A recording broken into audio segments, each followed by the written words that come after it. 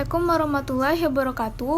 Kami dari kelompok 7 perilaku organisasi akan mempresentasikan hasil diskusi kami tentang dasar-dasar perilaku kelompok. Sebelumnya, izinkan saya dan teman-teman untuk memperkenalkan diri terlebih dahulu. Saya sendiri Dea Rahmadani Effendi selaku moderator dengan NIM 1904-2050.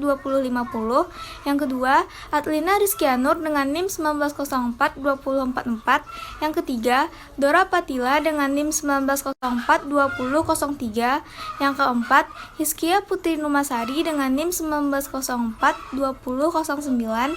Dan yang terakhir yaitu Fiona Nabila Huda Utami dengan NIM 1904-2038. Pada presentasi kali ini bertujuan untuk mengeksplorasi dasar-dasar perilaku kelompok serta memahami bagaimana tahapan perkembangan kelompok itu sendiri.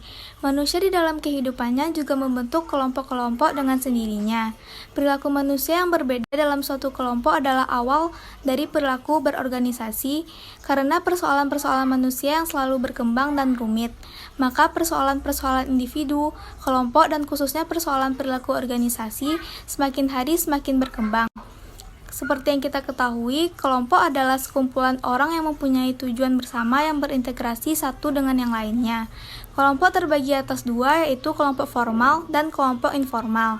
Dalam kelompok sendiri terdiri dari beberapa perangkat yang meliputi peran, norma, status, ukuran, keterpaduan, dan keberagaman. Seperti yang kita ketahui, kelompok merupakan bagian dari kehidupan manusia. Setiap manusia dalam berbagai kegiatan apapun akan terlibat dalam aktivitas kelompok. Demikian pula kelompok merupakan bagian dari kehidupan berorganisasi. Dalam organisasi akan banyak ditemui kelompok-kelompok seperti ini. Hampir pada umumnya, manusia yang menjadi anggota dari suatu organisasi besar atau kecil adalah sangat kuat kecenderungannya untuk mencari keakraban dalam kelompok-kelompok tertentu. Dimulai dari adanya kesamaan tugas pekerjaan yang dilakukan, kedekatan tempat kerja, sering berjumpa, dan beberapa kali adanya kesamaan kesenangan bersama. Maka timbullah kedekatan satu sama lain dan mulailah mereka berkelompok dalam organisasi tertentu. Selain itu, kami juga akan menjelaskan 4 pokok bahasan utama. Yang pertama yaitu definisi dan klasifikasi kelompok yang akan dijelaskan oleh Dora. Yang kedua, alasan bergabung dalam kelompok yang akan dijelaskan oleh Hizkia. Yang ketiga, tahap-tahap perkembangan kelompok yang akan dijelaskan oleh Adlina Rizkianur. Yang keempat, kondisi eksternal yang mempengaruhi kelompok yang akan dijelaskan oleh Fiona. Perkenalkan, nama saya Dora Patila dengan NIM 1904-2003. Dalam diskusi kali ini, saya akan memaparkan materi tentang definisi dan klasifikasi kelompok.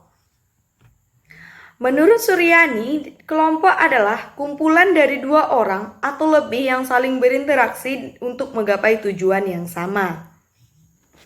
Sedangkan Greenberg dan Baron mendefinisikan kelompok sebagai kumpulan dari 2 individu atau lebih yang saling berinteraksi yang menjaga pola hubungan agar tetap stabil, berbagai tujuan bersama, dan merasa diri mereka menjadi sebuah kelompok.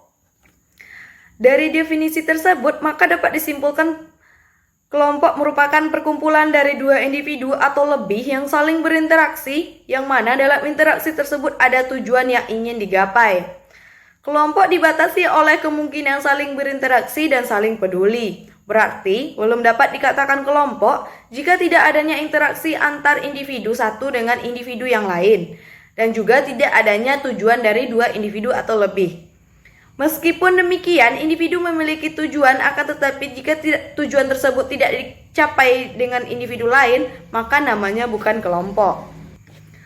Kelompok memiliki 4 ciri-ciri. Yang pertama yaitu common motive leading to group interaction. Yang kedua yaitu members who are affected directly by their interaction. Yang ketiga, group structure with different degrees of status. Yang keempat, standard norms and values. Materi selanjutnya yaitu klasifikasi kelompok. Dalam klasifikasi kelompok ini terdapat 5 klasifikasi. Yang pertama yaitu kelompok primer. Kelompok primer merupakan kelompok yang kecil ukurannya, tetapi tidak semua kelompok kecil adalah primer. Contoh dari kelompok primer ini adalah keluarga yang dimana di dalamnya terdapat rasa kebersamaan, loyalitas, dan sebagainya. sebagaimana yang telah dipaparkan oleh Charles dalam buku Toha 2007. Yang kedua yaitu kelompok formal. Kelompok formal adalah suatu kelompok yang sengaja dibentuk untuk melaksanakan suatu tugas tertentu. Anggota-anggotanya biasanya diangkat oleh organisasi tersebut. Yang ketiga yaitu kelompok informal. Kelompok informal adalah suatu kelompok yang tumbuh dari proses interaksi, daya tarik, dan kebutuhan-kebutuhan seseorang. Keempat yaitu kelompok komando dan kelompok tugas. Untuk mencapai keefektifan organisasi, tugas organisasi dibagi dalam bentuk spesialisasi masing-masing. Yang kelima yaitu kelompok kepentingan dan kelompok persahabatan. Di dalam kelompok ini, anggota kelompok bisa jadi memiliki kepentingan atau minat yang sama. Adanya kepentingan yang sama mendorong mereka untuk saling membentuk dan membuat kelompok kepentingan. Selanjutnya itu ada alasan bergabung dengan kelompok. Beberapa orang itu biasanya suka berkelompok karena beberapa alasan. Yang pertama ada alasan keamanan. Dengan bergabung dengan suatu kelompok, maka mereka akan merasa nyaman dan tidak ragu-ragu saat dalam kelompok tersebut. Yang kedua ada alasan status. Alasan status ini bergabung karena seseorang merasa lebih dipandang atau lebih terhormat dibandingkan sendirian. Yang ketiga ada harga diri, karena merasa lebih terhormat bila berkelompok, maka seseorang akan merasa memiliki harga diri. Selanjutnya kebutuhan bersosial. Banyak kebutuhan sosial bisa didapatkan dengan seseorang itu berkelompok.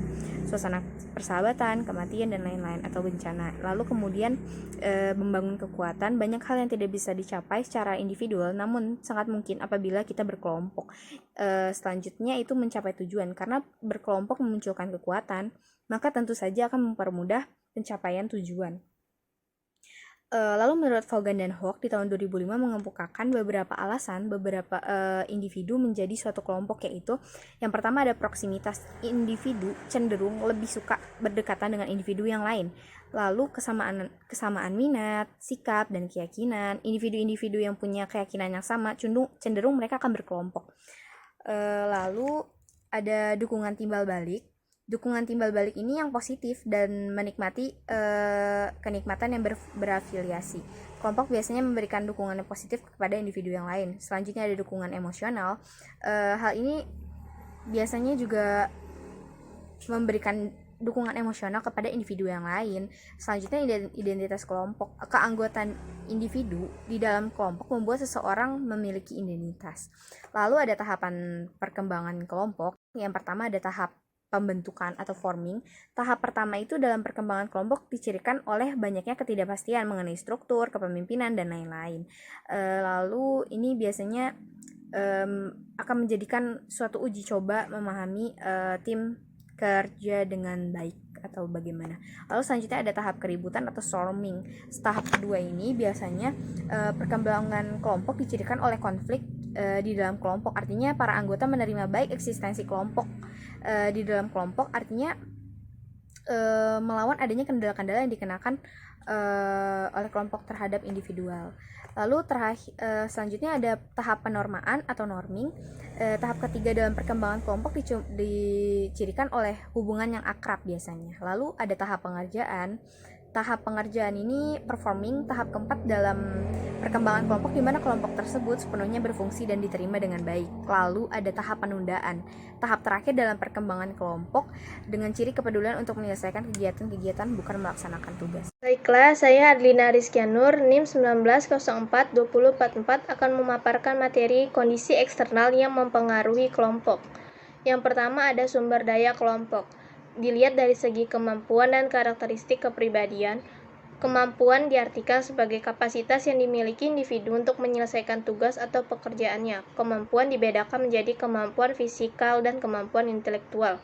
Lalu ada karakteristik kepribadian, yaitu artinya kombinasi sifat-sifat psikologis yang kita gunakan untuk mengklasifikasi orang tersebut. Lalu selanjutnya ada struktur kelompok. Yang pertama ada kepemimpinan formal. Pemimpin harus selalu ada dalam setiap kelompok, seperti manajer, kepala satuan tugas, atau ketua komite. Lalu ada peran.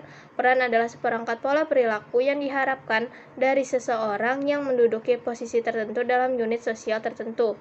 Lalu ada norma adalah standar perilaku yang dapat diterima dengan baik dalam suatu kelompok dan digunakan oleh semua anggota dalam kelompok tersebut. Selanjutnya, status adalah posisi yang didefinisikan secara sosial yang diberikan kepada kelompok atau anggota oleh orang lain. Lalu ada komposisi untuk menyelesaikan suatu kegiatan kelompok yang terdiri dari beraneka-ragaman keterampilan dan pengetahuan. Lalu ada kepaduan, artinya sejauh mana para anggota tertarik suatu sama lain dan termotivasi untuk di dalam kelompok.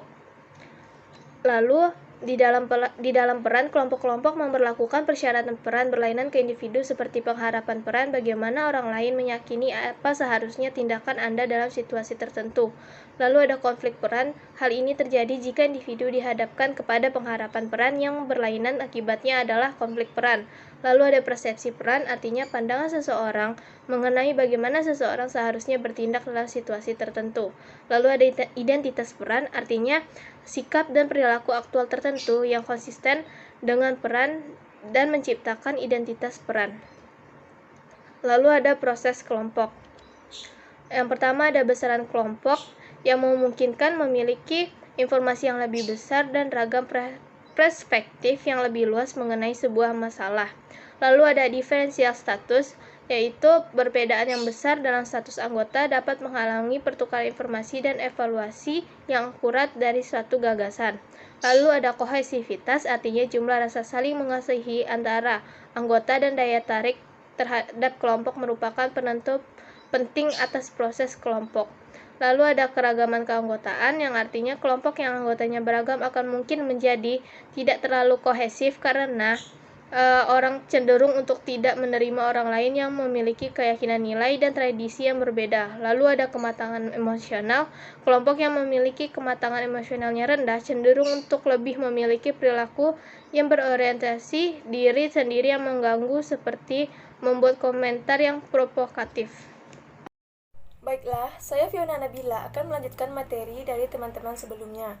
Yang keempat yaitu tugas kelompok. Tugas kelompok ini terdiri dua, yaitu sinergi dan efek fasilitas sosial. Sinergi ini merupakan tindakan dua atau lebih substansi yang menghasilkan dampak atau efek yang berbeda dari penjumlahan masing-masing substansi itu. Seperti kemalasan sosial memperlihatkan sinergi yang negatif. Yang kedua yaitu efek fasilitas sosial. Ini mengacu pada kecenderungan membaik atau memburuknya kinerja sebagai respon atas kehadiran orang lain. Selanjutnya yang kelima yaitu kohesivitas kelompok. Kohesivitas adalah semua kekuatan atau faktor-faktor yang menyebabkan anggota bertahan dalam kelompok dan keinginan untuk menjaga dan meningkatkan status dengan anggota dari kelompok yang tepat. Festinger menyebutkan bahwa interaksi terjadi selama periode berjalan dengan seiring mengadakan kegiatan bersama kelompok, menimbulkan adanya atensi antar kelompok, sehingga tumbuh kohesivitas kelompok yang dihasilkan dari nilai-nilai yang tumbuh dari bertambahnya intensitas antar individu, sehingga membentuk suatu kekuatan yang menyebabkan interaksi antar kelompok semakin kuat. Robbins menyebutkan bahwa kohesivitas kelompok mengacu pada sejauh mana anggota di dalam tim kerja atau kelompok tertarik terhadap anggota lainnya, sehingga termotivasi untuk tetap berada di dalam kelompoknya. Berdasarkan materi kami, dapat saya simpulkan bahwa yang pertama, kelompok itu merupakan perkumpulan dari dua individu atau lebih yang saling berinteraksi, yang mana dalam interaksi tersebut ada tujuan yang ingin dicapai. Klasifikasi kelompok terdiri dari yaitu kelompok primer, kelompok formal, kelompok informal, kelompok komando, kelompok tugas, dan kelompok kepentingan atau kelompok persahabatan. Yang ketiga, alasan bergabung dalam kelompok, yaitu terdiri dari alasan keamanan, alasan status, harga diri, kebutuhan, bersosiasi, membangun kekuatan, dan mencapai tujuan. Tahap-tahap perkembangan kelompok ini terdiri dari yang pertama tahap pembentukan, kemudian tahap keributan, ketiga tahap penormaan, keempat tahap penundaan, dan tahap pengerjaan. Kondisi eksternal yang mempengaruhi kelompok. Yang pertama yaitu sumber daya kelompok, struktur kelompok, proses kelompok, tugas kelompok, dan kohesivitas kelompok. Dalam SDM kelompok, ada dua sumber daya yang berperan sangat penting dalam anggota individu, yaitu kemampuan dan karakteristik kepribadian. Kemudian, dalam struktur kelompok, ada beberapa variabel yaitu kepemimpinan formal, peran, norma, status, komposisi, dan kepaduan. Sekian materi dari kelompok kami. Assalamualaikum warahmatullahi wabarakatuh.